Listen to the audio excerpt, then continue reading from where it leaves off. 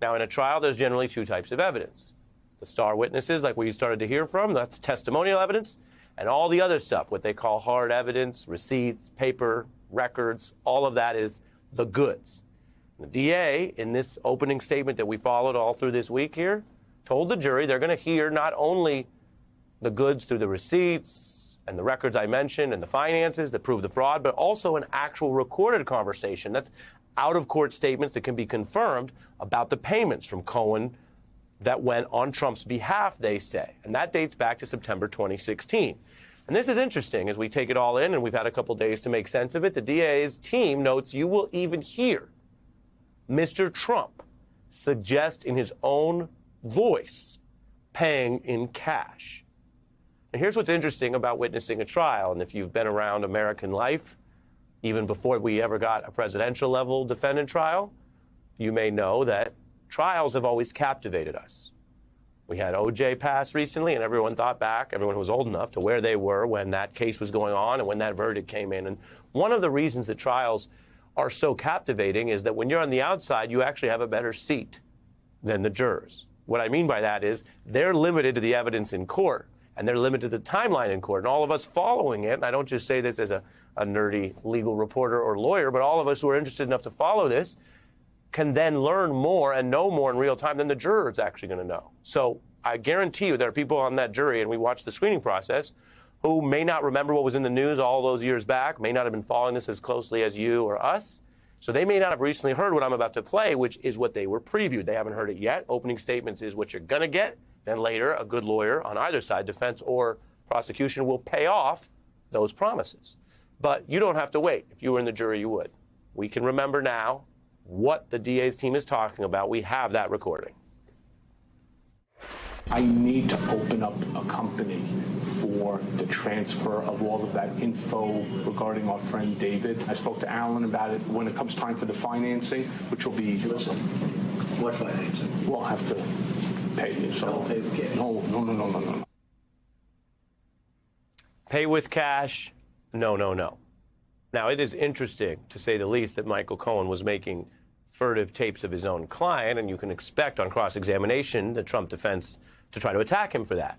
But from an evidence perspective, from learning the truth, and again, trials are not supposed to be about getting someone or going after someone you don't like for other reasons. They're supposed to be about finding facts beyond a reasonable doubt. For getting to the truth, that is some really, really strong evidence. That is why the DA mentioned it in their opening. Remember, they might have 100 exhibits. They don't go through all 100. That would bore a jury to tears. But they mentioned that one because it matters so much, because it shows, the DA argues, criminal intent.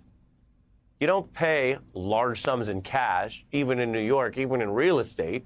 When you get up to hundreds of thousands of dollars, that would be bizarre. Indeed, Donald Trump's been around the block. He may know, and you may know, when you take out a sum of over 10, 15K, it already creates an alert. If you just take 15K cash out of the ATM, it creates a banking alert. That's how suspicious it is. If you take 130K out, yeah, the authorities are onto it. So that's not always the best idea, just if you don't want to get caught, but it also is suspicious. And that's not all. The DA prosecution team telling the jury they will also have an extensive paper trail, bank records, emails, text messages, phone logs, business documents, and other records that the DA says they will show the jury to show that Trump reimbursed Cohen through those monthly checks. And again, we know what they're talking about. Donald Trump's big loopy signature on each of those checks. And more. This star witness I've mentioned, the tabloid publisher David Pecker, well, he's the first witness, as you probably know from following this trial. They brought him right out. And he said, and this again is part of the prosecution's case, he's their witness. And if the defense has witnesses that they think help their side, as I've told you, we'll be covering that. But right now, we're on the prosecution side. And they put him out first to grab the attention and to make this very clear that the DA's argument is this is much bigger than some accounting error. This is much bigger than just business fraud, even though that's not a good thing. It's alone a misdemeanor. And he testified that this was a big deal, that it was a candidate-level thing, not done through intermediaries or cutouts or staff, that Donald Trump himself worked directly with Pecker on this plan that Trump believed would help him win the election. And he said on the stand, I told the tabloid leadership of the Inquirer, we're going to try to help the Trump campaign. And this was hatched in a 2015 meeting where he would be Donald Trump's secret eyes and ears, and that he would publish positive stories about Trump and negative stories about Trump's opponents. And boy, did he deliver. Now remember, this is part of a larger narrative. In fairness to Trump, as a defendant, we should note that the media and various types of media publish all kinds of things. And sometimes it's very clear whether they have positive or negative views on certain people. And in media, some people will tell you that's based on the facts, and other people will say it's based on ideology or some other alliance. So this part that I'm showing you is a pattern that the prosecution says made a crime. It itself is not necessarily a crime. But we see those positive stories of Trump, which, as Rachel and others have pointed out in our coverage this week, were on the newsstands at every major grocery store in America, hitting people who might not read the inside or follow the news as closely. And this went on through the 2016 election cycle. In fact, it went on and on, Pecker describing how the tabloid would then go after Trump's opponents in ways that even other Trump-friendly media might find going too far. After the debates, based on the success that some of the other candidates had, Pecker said he would receive a call from Michael Cohen himself, who would direct which candidate and which direction we should go. Now, that's important because it makes it sound like something more than what I mentioned earlier, that media cover things and might cover things positively or negatively. It sounds more like orders being phoned in, like they became an arm of the Trump campaign, and that included following something that Donald Trump is well known for, lying and embellishing and spinning his way through everything. Again, on the stand, Pecker says we would embellish it. All of this coming from Cohen. And the tabloid went after Ted Cruz, as we have covered through the week, Trump's biggest rival at the time. Cruz famously finished second only to Trump in that primary. There was the cover story that some might view as defamatory, falsely saying Cruz's father was somehow linked to the JFK assassination. I'm showing this to you as criminal evidence. I'm not showing this to you as true, in fairness to Senator Cruz. Now, Pecker testified in court that what you see on your screen was not only false, but they knew it was false from the start. In other words, sometimes you have something come out and has to be corrected. This should have been corrected in advance. It should have never run because they knew it was, quote, manufactured, according to the star witness himself. And Trump used all this against Cruz at the time, and Cruz punched back. All I did is point out the fact that on the cover of the National Enquirer, there was a picture of him and crazy Lee Harvey Oswald having breakfast. Now, Ted never denied that it was his father. Instead, he said, Donald Trump, I had nothing to do with it. Donald's source for this is the National Enquirer. The National Enquirer is tabloid trash, but it's run by his good friend David Pecker, the CEO, who's endorsed Donald Trump. And so the National Enquirer has become his hit piece that he uses to smear anybody and everybody. Ted Cruz was correct. Let me repeat. Ted Cruz was correct.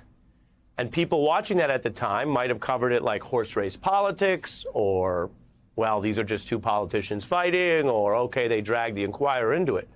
But what was not well exposed at the time, what it only took a federal case, the separate investigation in SDNY, and then this case, and now Pecker's immunity and him coming to the stand, what we now learned many years later is that Ted Cruz was right about that very point, and that it was more than just unfair and inaccurate, that it was a kind of political deal.